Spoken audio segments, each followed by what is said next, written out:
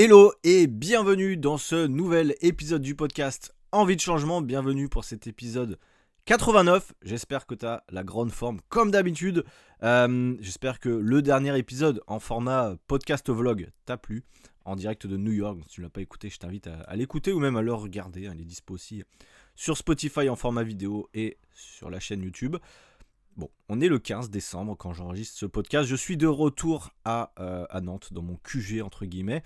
Et voilà, j'étais en train de réfléchir sur, on est en train de tirer le bilan, si vous voulez, de cette année de podcast où finalement il y a eu quand même beaucoup d'épisodes, pas mal de choses qui ont été dites, et j'ai voulu réfléchir à renouveler un petit peu ce podcast, pour que ça reste toujours amusant à faire, que ça reste toujours intéressant pour vous à écouter, et maintenant je vais tester. Je vais tester un nouveau format où je vais avoir des rubriques. Voilà, je vais avoir des rubriques dans le podcast.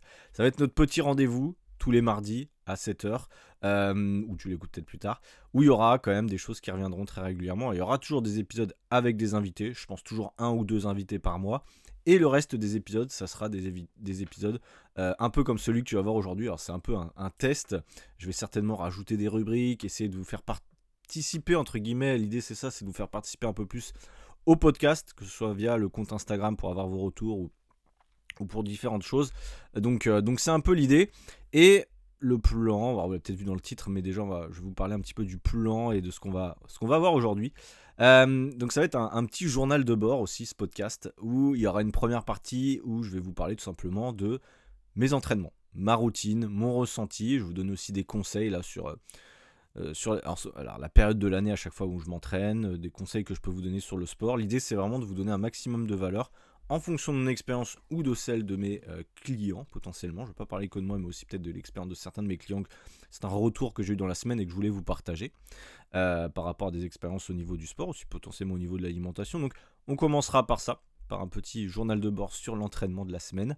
Ensuite, je ferai une petite partie sur une anecdote de voyage. Alors, quand je serai potentiellement en voyage, là, je suis revenu à Nantes, mais peut-être que je pourrais vous parler un petit peu des dernières semaines. Que vous sachiez un petit peu où j'en suis. Je sais que c'est pas facile de me suivre parfois. Il y a des gens qui pensent que je suis encore des fois, je sais rien, en Australie, en Bulgarie, alors que ça fait 300 ans que je suis rentré. Donc c'est pas grave, mais voilà, vous tenir un petit peu informé d'où j'en suis. Si j'ai des anecdotes, des choses qui se sont passées dans ces voyages ou dans les lieux de déplacement, je vous en parlerai aussi dans cette rubrique.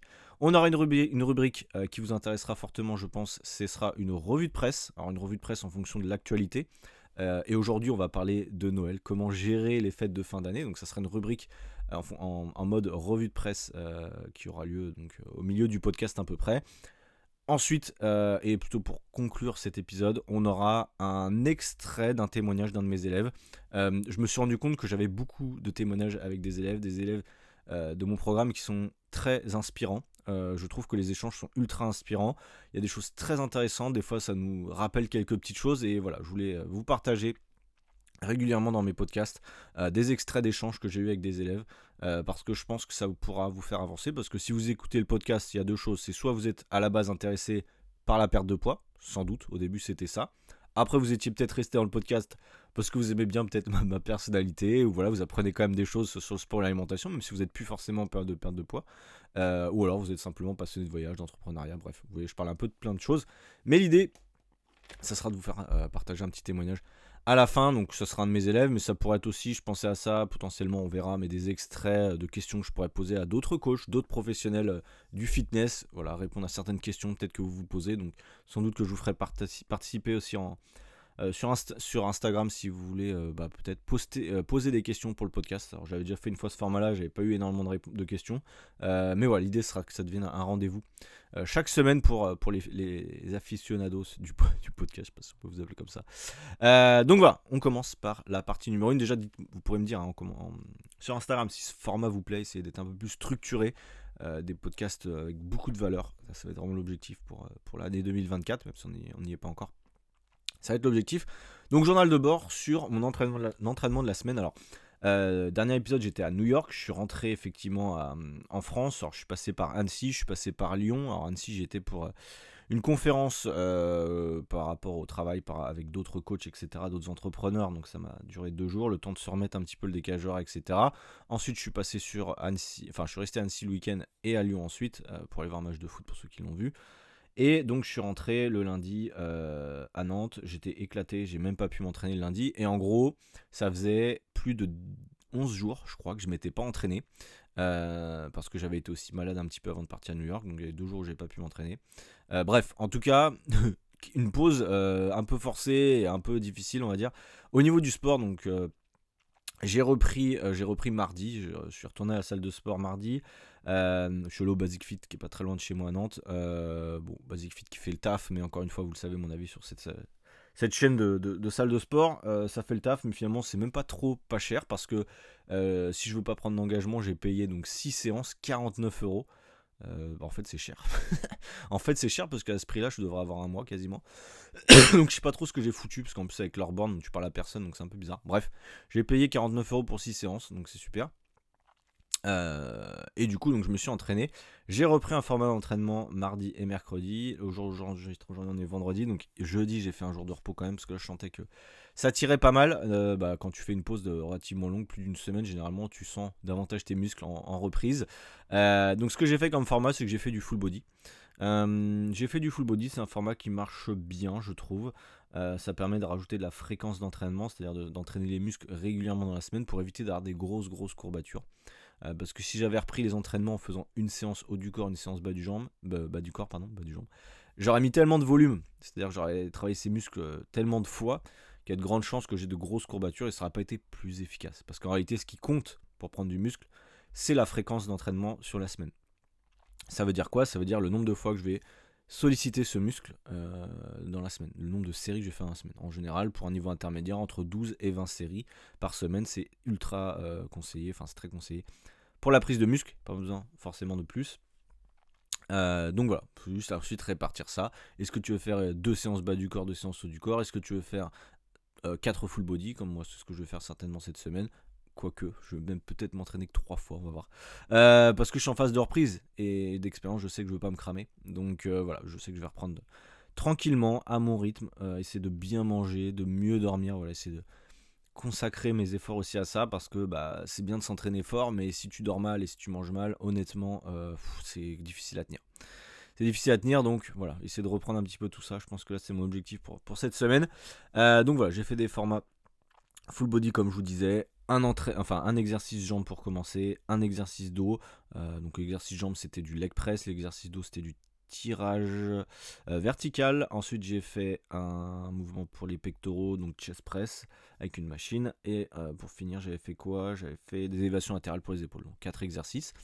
Pareil le lendemain, j'ai fait un exercice pour les jambes, un exercice pour les épaules. Alors j'ai fait du développé militaire en premier exercice pour les épaules. Ensuite j'ai fait des split squats pour les jambes. Et j'ai pas fait les pecs ce jour-ci parce que j'avais encore un peu mal. Et puis bon, c'est pas mon objectif spécialement. Et qu'est-ce que j'ai fait? J'ai fait les bras. J'ai fait les bras, biceps, triceps sur cette séance-ci. Et j'ai dû faire quoi? Je sais plus. J'ai dû faire un ou deux trucs en plus.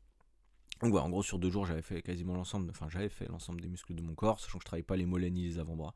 Mais voilà, sinon j'avais travaillé un petit peu tout ça. Donc c'est un format je pense que je vais garder. C'est un format qui est pas mal parce que imaginons que tu ne sais pas exactement si tu t'entraînes 4, 3, 2 fois dans la semaine. L'avantage c'est que si tu t'entraînes même qu'une fois, tu auras au moins travaillé tous tes muscles de ton corps. Parce que si tu fais du haut du corps, bas du corps, c'est aussi un format que j'ai fait longtemps et tu le sais peut-être, qui est pas mal. Le truc c'est que si tu fais haut du corps, bas du corps, lundi, mardi par exemple, le mercredi tu t'entraînes pas, et le jeudi et le vendredi tu sais pas trop si tu vas t'entraîner une ou deux fois, si tu fais que le jeudi par exemple un bas du corps, il te manquera un peu de volume sur le haut du corps, tu auras fait entre guillemets qu'une séance haut du corps, que si tu fais du full body, tu t'assures entre guillemets si tu as un emploi du temps un peu bizarroïde ou très chargé, comme c'est souvent le cas en ce moment pour tout le monde, le full body en 45 minutes, 1 heure, tu as moyen de faire un truc sympa. Moi c'est ce que je fais avec mes élèves aussi, pour beaucoup, alors pas tous, pas forcément ceux qui sont en salle de sport, mais ceux qui s'entraînent à la maison, ils font du full body parce que ils s'entraînent que 2-3 fois la semaine, et je pense que c'est le plus efficace. Donc voilà, quand tu as une bonne récupération entre les séances, ça marche plutôt bien. Petite pause café encore une fois. Donc voilà, c'était assez compliqué de reprendre. J'ai baissé mes charges de 30%, quasiment. Il y a des charges après le 2e jour, j'ai réussi à remettre assez lourd. Non pas que j'avais perdu du muscle en 2 semaines, d'ailleurs tu ne perds pas de muscle en 2 semaines, logiquement si tu consommes suffisamment de protéines ça va. Par contre au niveau des connexions nerveuses, t'as l'impression d'être un petit peu redevenu débutant, c'est un peu frustrant. Mais bon, au final, je me suis rendu compte dès le mardi, j'ai commencé à retrouver mes perfs d'avant. Je vais pas forcer trop parce que je sais qu'en reprise, ça sert à rien. Tu vas pas plus vite en mettant les mêmes charges qu'avant. Donc j'étais à 20%, 30% moins élevé que ce que j'avais noté lors de mes dernières séances. Et au final, ça va. Là, je me sens plutôt bien. Je vais recommencer une séance aujourd'hui. Je pense que je vais faire une séance un peu street workout aujourd'hui, un peu haut du corps. Je vais voir. J'ai commandé une ceinture. Comment on appelle ça? C'est pas une ceinture de lest. Si, c'est une ceinture de lest en gros. Où je peux mettre des poids, moi qui fais des tractions lestées, des dips lestés. Ça va m'aider. C'est une ceinture, sans faire de pub, mais je vais vous le dire quand même, que j'ai commandé sur le site de Eric Flag. Que vous connaissez peut-être, c'est un YouTuber que j'aime beaucoup, qui fait aussi des podcasts, je vous en ai déjà parlé. Et il fait du bon matériel. J'avais testé ça en Colombie avec un gars qui m'avait prêté une ceinture. Et donc j'ai commandé ça, on verra si je l'emmène en voyage, en tout cas. Parce que vous avez peut-être vu sur mes stories, quand je fais des tractions, des dips lestés, je suis obligé de prendre l'haltère entre mes cuisses. Et je vais pas te mentir que c'est difficile, c'est chiant. Et quand tu mets un peu lourd, si tu mets 15-20 kilos, en fait c'est très dur. C'est limite plus dur de la maintenir que de faire la traction. Donc je vais voir si j'ai un peu de place dans mon sac. Pour mes prochains voyages, je pense que je prendrai la ceinture, comme ça sera plus pratique pour progresser sur ces deux mouvements-là, dips lestés, traction lestée, des mouvements que j'aime bien, que je fais quasiment tout le temps, enfin toutes les semaines quand je m'entraîne. Donc voilà, truc que j'aime bien. Pour cette partie. Et niveau alimentation, là j'ai repris à fond les légumes, protéines, viande blanche, essayer de mieux manger, essayer de moins boire d'alcool, moins d'aliments transformés, parce que là sur les 2 dernières semaines ça a été compliqué. Souvent c'est un peu le cas, hein. Quand tu t'entraînes pas, tu manges mal, quand tu t'entraînes, tu manges mieux, il n'y a pas vraiment de secret, hein. C'est souvent psychologique, mais ça joue. Donc voilà, l'idée c'est vraiment de se réoptimiser tout ça, parce que je pense que c'est important pour moi, de me sentir mieux. C'est assez rare hein, que je lâche un peu, là c'était pas forcément de mon fait, très honnêtement. J'étais en déplacement, j'étais en vacances à New York, ensuite voilà, j'ai vraiment pas l'occasion de m'entraîner, c'est assez dur à dire, mais c'est vrai. Et j'avais pas la foi après avec le décalage horaire, honnêtement ça m'a flingué. Donc bon, des fois ça fait du bien de faire des pauses, mais une fois qu'on reprend, il faut reprendre à fond, et là je reprends à fond, donc c'est parti. Anecdote de voyage, donc bon, je vais pas vous parler de New York, si vous l'avez peut-être vu dans le dernier podcast, donc au moment où je finissais le podcast, j'étais devant le pont de Brooklyn et ensuite donc je vous disais que j'allais aller à Chinatown, je vous disais que j'allais aller non pas Little Italy, mais en tout cas j'y suis allé. Une fois le podcast enregistré, je suis allé à Chinatown, j'ai visité un peu, bon sympa. Je suis allé à Little Italy, j'ai mangé des lasagnes là-bas, bon c'était cool. Ensuite j'ai marché jusqu'à Soho et le soir je suis rentré chez moi tranquillement. Et le lendemain, je suis allé le mardi au musée d'histoire naturelle de New York. Donc c'est là où ils avaient filmé le film Nuit au musée. Bon, pourquoi je suis allé à ce musée-là? Simplement parce qu'il y avait... c'était dans mon pack à New York, tu peux acheter des packs, en gros il y avait ça. Bon, je l'aurais pas fait sinon, c'était un peu chiant, pas te mentir. Enfin, je suis pas à New York pour voir un musée, certainement c'était bon, un bon musée, plein de trucs à voir, des dinosaures, super. Mais voilà, je suis à New York, j'ai envie de voir la rue, j'ai envie de voir d'autres choses. Donc ensuite je suis allé me repromener à Central Park, qui est un parc immense, il fait la taille de Monaco, hein, le bordel. Donc enfin c'est pas si t'es déjà allé à Monaco, moi non plus, mais c'est quand même assez grand. Donc je suis allé me promener là, 45 minutes, je suis remonté. Et je suis remonté à Harlem, bon pour ceux qui connaissent Harlem, je suis remonté à Harlem parce que je voulais un peu sortir de Manhattan, de tous les buildings et surtout de tous les gens. Voilà, c'est très stéréotypé New York, c'est très riche, très safe, assez propre finalement, enfin ça va. Et je voulais voir un peu où vivaient les gens de la classe moyenne, populaire, on va dire. Donc je suis allé à Harlem, pas ma meilleure idée, pas ma meilleure idée. Je suis content d'y être allé, mais bon, si vous allez à New York, faites attention quand même. Voilà, c'est mon petit truc. Je suis allé à Harlem, j'avais vu qu'il y avait un marché, c'était pas mal. Enfin, non, c'était de la merde. Un marché où ils vendaient des vêtements, trucs africains, mais c'était pas ouf. Et je me suis promené un petit peu. Alors, Harlem, c'est comme dans les films. Hein. T'as des groupes de gens assis sur les... Enfin, des grands groupes de gens, je sais pas, 15-20 personnes qui te regardent quand tu passes, qui sont assis sur des marches, voilà, c'est vraiment le truc du film. Et à un moment, donc je descends, j'ai vu que j'étais pas trop à ma place, hein. Déjà, je vais être franc, j'étais le seul blanc. Bon, déjà, c'est pas pour dire, mais les gens te regardent forcément, ils disent mais qu'est-ce qu'il fait là, tu vois, c'est un peu bizarre. Même s'ils sont peut-être très sympathiques, les gens, j'en sais rien. Mais en tout cas, voilà, je suis arrivé à une bouche de métro, je regarde mon téléphone, parce que j'étais un peu perdu, je savais pas trop comment rentrer, je voulais me barrer un petit peu de là. Et il y a des mecs cagoulés derrière moi qui étaient un petit peu bizarres, cagoulés parce qu'il faisait froid aussi, mais bizarre quand même. Et donc j'ai mon téléphone, j'étais prêt à payer le métro et tout ça. Après je me suis rendu compte que je m'étais trompé d'arrêt de métro. Et en me retournant, je les vois, ils me regardent tous, bizarrement. Donc c'était un peu suspect, je me suis senti un petit peu pas en danger, mais je me suis dit, tiens, c'est bizarre. C'était des jeunes, hein, je dirais 18-22 ans, pas plus, mais justement, c'est souvent les gens un peu plus dangereux. Donc je sais pas trop ce qu'ils me voulaient, c'était un peu bizarre, vu que j'étais le seul blanc dans le truc, je me suis dit, bon, Clément, on va faire demi-tour, on va se barrer rapidement. Donc je me suis barré de la bouche de métro, sans courir ni rien, je suis allé tranquille, mais j'avais pas spécialement peur, mais je me suis dit dans le doute, vu comment ils m'ont regardé, c'était un peu bizarre, donc je me suis dit, je vais retourner en arrière, je suis retourné finalement après dans Manhattan où c'est un peu plus safe pour moi, en étant voyageur tout seul entre guillemets, ça a peut-être porté un petit peu l'attention. Donc bon bref, Harlem c'était sympa, enfin sympa à voir, intéressant on dira. Mais voilà, faut faire gaffe, c'est comme peut-être dans le Bronx, je sais pas, peut-être pas y aller tout seul. Moi qui venais de Colombie, je m'étais dit bon bah c'est, je suis un mec, je suis un mec du quartier, mais pas du tout.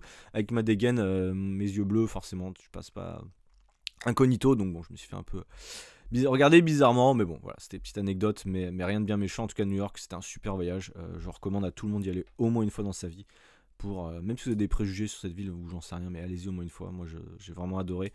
Ça m'a fait beaucoup de bien de voir cette ville. C'était dans ma liste et je suis très content d'y être allé. Bref, trêve de bavardage, on va passer à la section revue de presse. Et donc, on va parler des 8 astuces pour ne pas grossir pendant les fêtes de fin d'année. Ouh là là, comment on va faire?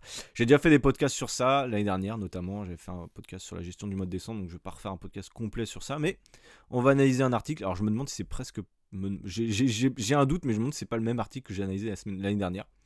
Mais ça fait un an, et je me dis que... Bon, déjà, la plupart des gens ont oublié. Il y en a beaucoup qui n'ont pas écouté ce podcast-là. Et cet article, c'est un peu le seul que j'ai trouvé qui était intéressant parce que la plupart des articles que j'ai trouvés, en fait, c'était comment perdre le poids rapidement après Noël. Mais ils t'expliquent jamais comment faire attention sur Noël. Ils te disent toujours, bah, en fait, fuck, t'as pris du poids, voici comment faire pour limiter la casse ensuite. Donc, bon. Moi, je vais te donner quand même des conseils en anticipé. Je vous donnerai aussi des conseils, je pense, après. On analysera les articles de presse, sans doute. Les 6 conseils pour perdre du poids après les fêtes, etc. J'en ai des articles. Et je vous donnerai mon avis. Là, je suis sur le site Foodvisor. Donc voilà. Foodvisor. Et ils nous ont mis les 8 astuces pour ne pas grossir pendant les fêtes de fin d'année. On va voir ça ensemble. Ils nous disent les repas de Noël et du jour de l'an approchent. Alors quand le podcast sort, oui, ça approche fortement. T'es à quelques jours de Noël. Ou alors peut-être que c'est passé, mais c'est pas grave. Ça pourra te servir pour d'autres repas. Ils nous donnent plusieurs conseils pour profiter des fêtes tout en gardant la ligne. Bon.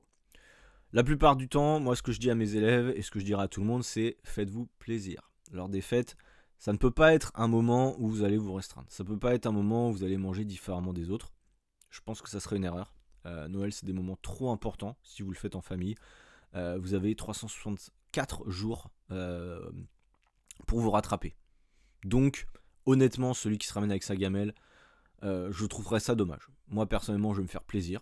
J'en ai rien à foutre, je vous le dis. J'ai pas d'objectif de perte de poids, donc voilà. Et je sais surtout comment, et mes élèves le savent aussi, c'est pour ça que j'ai confiance en eux. Ils savent comment ajuster les calories. J'ai encore fait des témoignages, et je pense que je vous montrerai d'ailleurs un témoignage juste après. J'ai pas encore choisi quel extrait. Mais justement, j'ai fait 2 témoignages cette semaine, que je vous posterai aussi sur ma chaîne YouTube et tout ça. Mais en attendant, les témoignages reviennent très souvent en ce moment sur mon programme. Ils disent tout le temps la même chose. C'est qu'ils arrivent maintenant à gérer les excès et je trouve ça vachement intéressant. Donc je vous ferai écouter un extrait par rapport à ça. Bref, ils nous disent éviter de se rendre au repas en ayant faim. Bon, ok. Pour éviter de se précipiter sur tous les aliments présents sur la table, il est important de ne pas avoir faim avant les repas de fête. Ouais, je suis pas trop d'accord. Pourtant, beaucoup de personnes se disent que si elles vont faire un repas riche le soir, alors il faut manger léger le midi, voire trop léger. Ok, on va voir. Or, cette méthode ne convient peut-être pas à tous. Vous allez certainement vous frustrer le midi, ce qui va augmenter votre appétit une fois arrivé au repas tant attendu. Alors, je suis d'accord avec eux. D'une manière générale, moi, c'est ce que je dis à mes élèves. Souvent, c'est le soir où c'est tendu. Parce que souvent, le midi, vous bouffez rien. Pour certains, ils bouffent rien.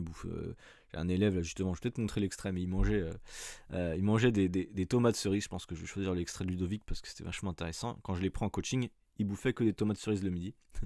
Et il perdait pas de poids. Et salade tomate cerise. Et en fait, j'ai dû entre guillemets travailler avec lui sur ça. Et depuis, bon, il a perdu pas mal de poids. Je vous écouterai son témoignage. Mais voilà. Donc bon, c'est important. Je pense qu'il faut réguler effectivement le midi, pas rien manger, ni trop manger. Et surtout, ce qui peut être intéressant, moi, c'est que je prendrai un snack. Je prendrai un snack à 17h. Si mon repas à Noël il est à 21h, 22h, je prendrai un snack, je pense. je prendrais un énorme fromage blanc avec des fruits, un truc comme ça, à 17h. Pour justement, ils ont raison, éviter de se rendre au repas en ayant trop faim.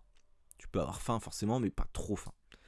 Ils nous disent ça aussi, ils nous disent que vous allez vous venger sur tout ce qui se passe, sur tout ce qui se trouve sur la table afin de combler ce manque. Par conséquent, vous allez certainement dépasser votre besoin calorique journalier. Oui, encore une fois, tu l'as compris, c'est la balance entre ce que tu consommes et ce que tu dépenses. On va le voir aussi après, sur la journée. Bref.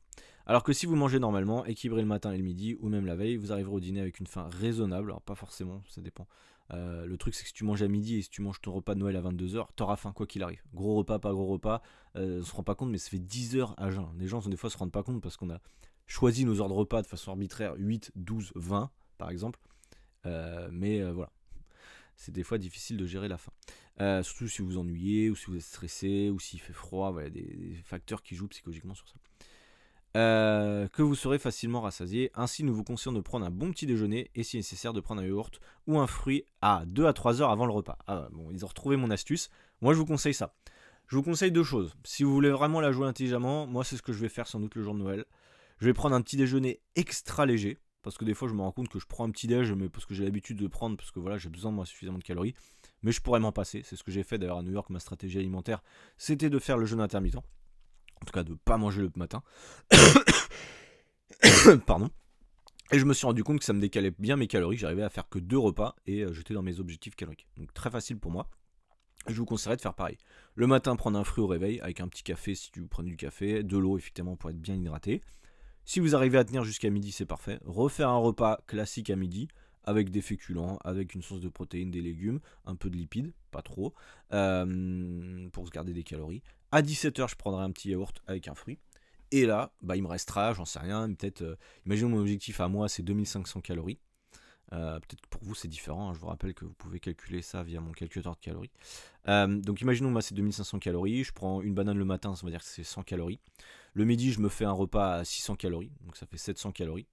Plus je prends un fromage blanc et tout ça, allez, on va dire 150 calories, donc 700 plus 150, on va dire 950 calories, allez je vais en dire à 1000 pour être large. Donc imaginons que j'arrive à mon repas Noël, j'ai 1000 calories dans le gosier. Mon objectif est à 2500, il me reste 1500 calories. Donc ça va. Je serai peut-être en surplus quand même, parce qu'en réalité ça monte vite les repas de Noël. Mais je vais peut-être finir à 2700, 3000 au mieux, qui finalement va me faire un surplus calorique peut-être de 500 calories, que je vais pouvoir lisser le lendemain et l'après-lendemain. Donc finalement, pas très compliqué à gérer. On va voir. Maintenant, le conseil numéro 2 de ce qu'il nous donne. Un seul repas de fête peut apporter à votre organisme tous les besoins journaliers en calories. Mais malheureusement, l'équilibre alimentaire se fait sur 7 jours. Moi je dirais heureusement plutôt. Et non sur un repas. Utilisez les autres repas de la semaine pour équilibrer votre alimentation. Favorisez les viandes maigres, les légumes, les céréales complètes et les fruits. Parfait, je suis d'accord avec eux à 100%. Vous pouvez diminuer légèrement la quantité de féculents dans votre assiette. Ok. Tout en ajoutant une assiette de crudité ou une soupe à votre repas pour augmenter son volume sans augmenter les calories de façon importante. Super conseil, l'idée c'est quoi? C'est d'ajuster sur les autres repas de la semaine. Il ne faut pas qu'un repas se transforme en le lendemain de la privation énorme, ce qui arrive très souvent, parce qu'après, on l'a dit, ça va engendrer de la frustration, etc. C'est un cercle vicieux. Donc on est d'accord. 3. Mangez de tout, mais en quantité raisonnable. Régalez-vous en savourant du foie gras, du fromage, des marrons glacés, des chocolats, mais soyez raisonnable sur les quantités. Prenez le temps de déguster, appréciez les goûts, de sentir les odeurs, de ressentir ce que cela vous procure. N'oubliez pas que le plaisir alimentaire est bien plus important qu'un nombre de calories. Oui, sur les périodes de fête, le plaisir est plus important que calculer ses calories. On est d'accord.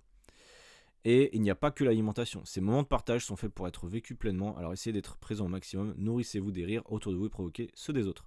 Voilà, j'avoue, le mec qui a écrit ça, il pense comme moi. Vraiment. Et je vous invite vraiment à penser comme ça aussi. C'est un super article, je trouve. Simple à comprendre. Il n'y a pas de prise de tête. Il ne vous sort pas des aliments. Et encore des noms, ils vont te dire les 5 aliments à favoriser pour Noël. On s'en branle. Mange ce que tu veux. Tu vois. Les boissons alcoolisées, oui, mais pas trop. Bon, ça, je suis d'accord avec eux. L'alcool est un véritable piège à calories. Alors pendant les fêtes, optez pour un choix stratégique.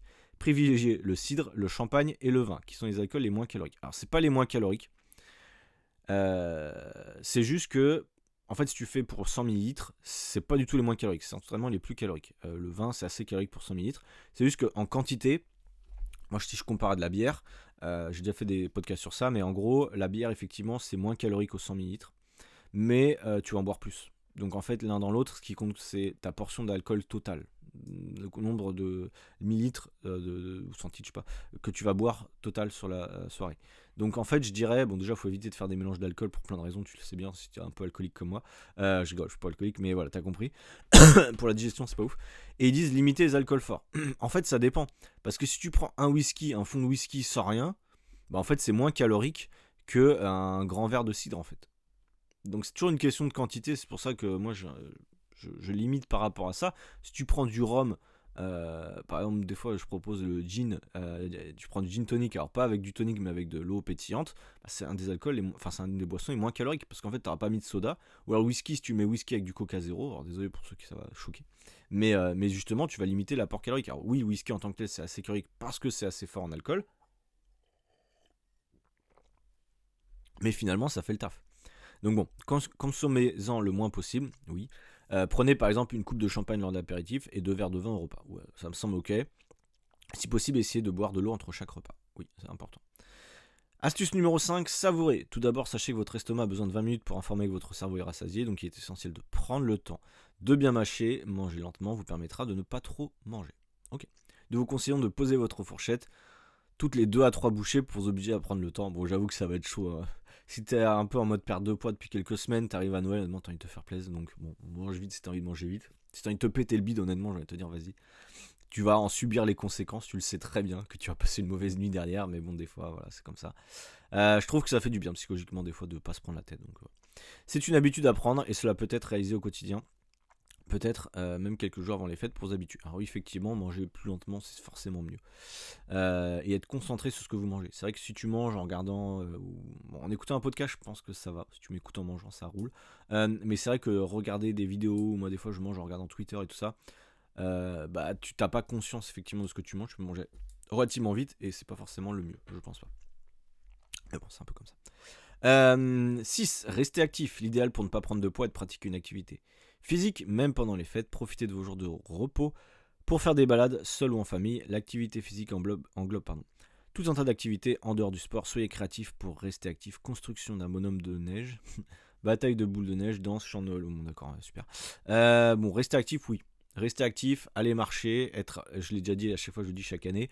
Soyez la personne qui va faire lever lever le gros cul de tout le monde dans la famille. Désolé, ça me faisait rire de dire ça, mais c'est un peu ça. C'est un peu ça, et moi je vais essayer d'être ce gars-là. On va voir. Je vais essayer d'être ce gars-là, de dire, bah voilà, j'en sais rien, le 24. Alors 24 à 23h minuit, oui, tu vas pas aller marcher. Mais le 25, si tu fais ça le midi, je vous conseille réellement, au lieu d'être en PLS à 15h ou à 16h, allez, on va marcher. Alors forcément, on va pas faire très beau, pas faire très chaud, mais je pense quand même que ça peut jouer. Ou alors le matin, si tu y arrives, le matin au 24, allez marcher avec les gens dans ta famille ou quoi. Ou si tu le fais tout seul, c'est pas grave, mais en tout cas, si tu te fais un petit plaisir tout seul, tu peux aussi. Mais en tout cas, aller marcher, je pense que c'est important. Enfin, c'est pas je pense que c'est important, c'est important. Restez actif, 8 à 10 000 pas par jour, vous connaissez la rengaine, mais particulièrement dans ces moments-là où ça va vous aider aussi à prendre l'air un peu parce que vous êtes sinon très mal dans votre peau. Moi je sais que quand je reste H24 sans bouger, en faisant que bouffer, en fait c'est vraiment pas sain quoi, enfin tu te doutes bien. Donc bon, aller marcher ça fait du bien. Numéro 7, l'eau est indispensable. Boire de l'eau est indispensable et d'autant plus pendant les fêtes de fin d'année. En effet, boire de l'eau permet de diminuer la consommation d'alcool. Ok, je sais pas pourquoi il dit ça. De réduire l'appétit et d'éliminer les toxines accumulées lors des repas à rallonge. Ok. L'hiver, la sensation de soif est moins présente. Ça, c'est vrai que l'hiver, on boit moins. On perd moins d'eau aussi parce qu'on suit moins, mais voilà, c'est vrai que c'est important de boire. Et alors, n'attendez pas d'en avoir envie pour boire. Effectivement, moi, tu vois, bon, là, je fais le podcast, j'ai toujours une bouteille d'eau, une belle bouteille d'eau à côté de moi. Ça me fait penser à boire tout le temps. Là, je bois mon café en même temps, mais j'ai tout le temps une bouteille d'eau, comme je le dis, en visuel. Sinon, j'y pense pas forcément. Mais le fait de l'avoir, honnêtement, je bois vraiment toutes les heures au moins, enfin à chaque fois quoi. Donc c'est vraiment un réflexe maintenant que j'ai. Je vous invite à l'avoir aussi. C'est important pour ce qu'ils ont dit. Si vous avez du mal à boire de l'eau, buvez du thé ou des infusions. J'ai aussi des élèves qui font ça de temps en temps. Ça marche aussi très bien, c'est excellent pour la digestion. Bon, ok. Et enfin, numéro 8, les fêtes ne doivent pas durer jusqu'à fin janvier. Oui. Souvent on me dit, ouais, il y a les fêtes, ça va être chaud, je vais prendre du poids. Ok. Les fêtes, c'est 2 jours. 2 jours sur un mois. Donc encore une fois, si tu prends du poids à Noël, c'est pas sur les 2 jours. C'est parce que globalement, tu as eu un relâchement sur tout le mois de décembre ou sur le mois de janvier. Donc voilà, faut être lucide. Encore une fois, j'ai fait le podcast la dernière fois où je parlais de la responsabilisation. Pardon.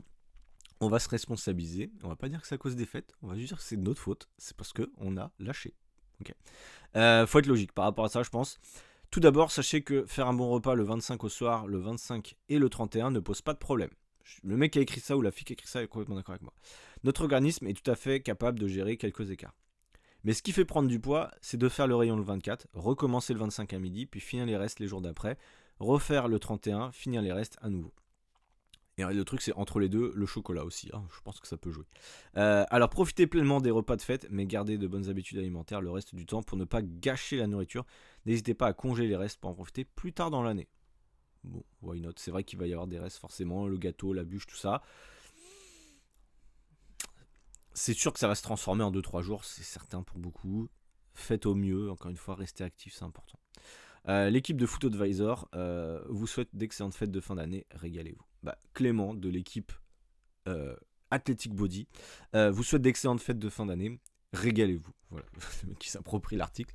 Donc voilà, bravo pour cet article, je trouve que c'est bien, c'est un bon article. C'est un bon article qui vous met aussi en face enfin, qui vous fait prendre vos responsabilités, je trouve, par rapport à Noël, mais en même temps qui vous dit de profiter. Donc je trouve que c'est un article qui est, en tout cas moi c'est ma vision, je trouve, et je suis très content d'avoir trouvé cet article.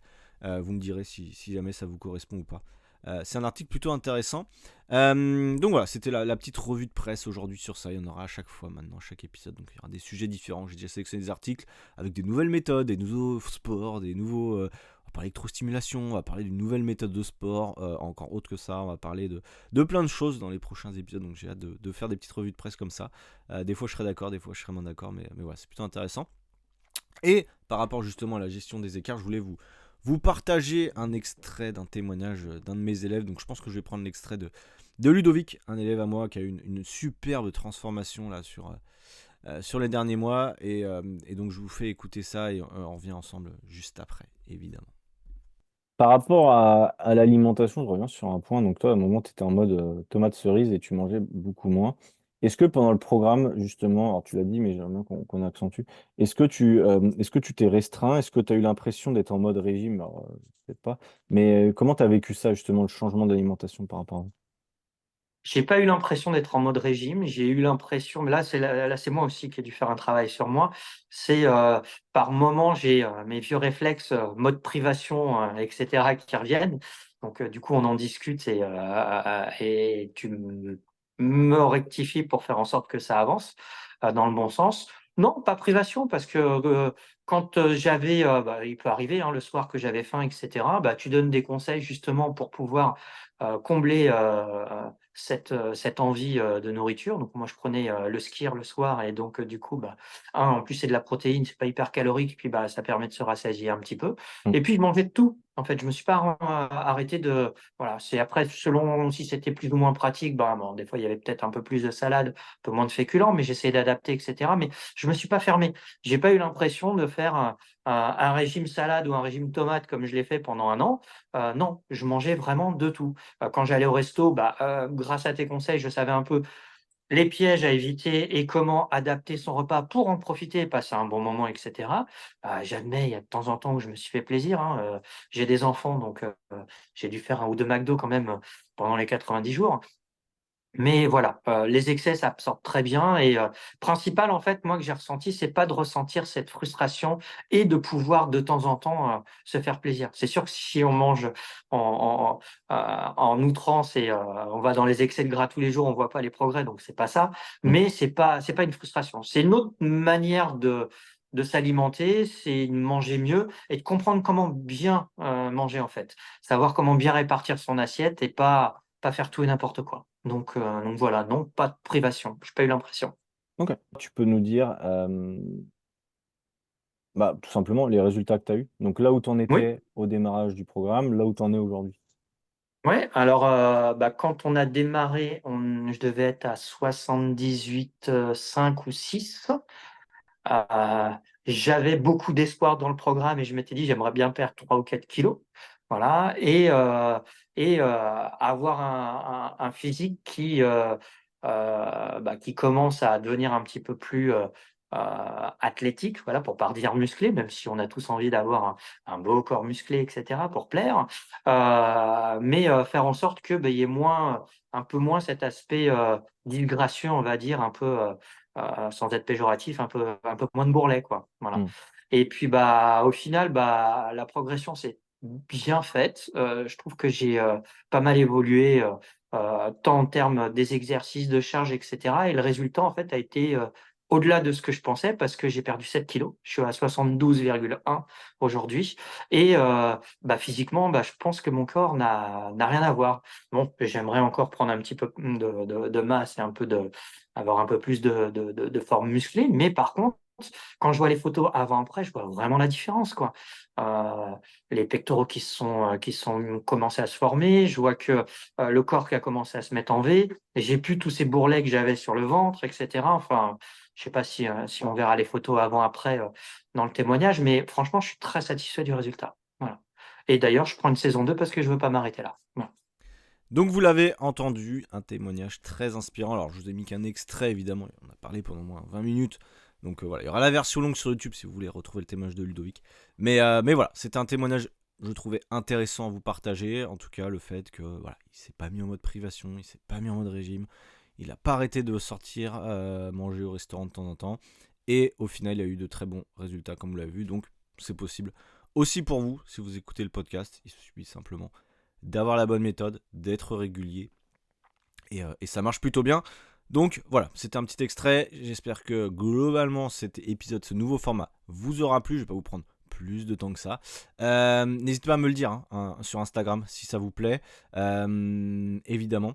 Et n'hésitez pas à me dire aussi s'il y a des rubriques qui vous intéressent plus que d'autres, si il y a des choses que vous voulez qu'on voit peut-être dans le podcast, des prochaines thématiques ou des invités que vous voulez que j'essaie d'inviter justement en 2024. Donc voilà, je vais devoir retravailler sur ma liste d'invités. Donc ou même des invités que vous voulez qu'on réécoute, n'hésitez pas. J'ai toujours de bons contacts avec tous les invités que j'ai, donc je pourrais les réinviter, il n'y a pas de souci. En attendant, n'hésitez pas, si le podcast vous plaît, à me mettre 5 étoiles sur Spotify, sur Apple Podcast évidemment. C'est important pour moi, donc je vous remercie d'avance. Vous pouvez mettre aussi un petit commentaire sur Apple Podcast si le podcast vous plaît, et vous pouvez en parler autour de vous. Ça sera mon petit cadeau de Noël. Si vous pouvez le faire, ça serait cool. Bref, je vous laisse, je vous souhaite un excellent début de journée ou fin de journée comme d'hab, et on se retrouve pour le prochain épisode. Salut à tous, ciao, bye.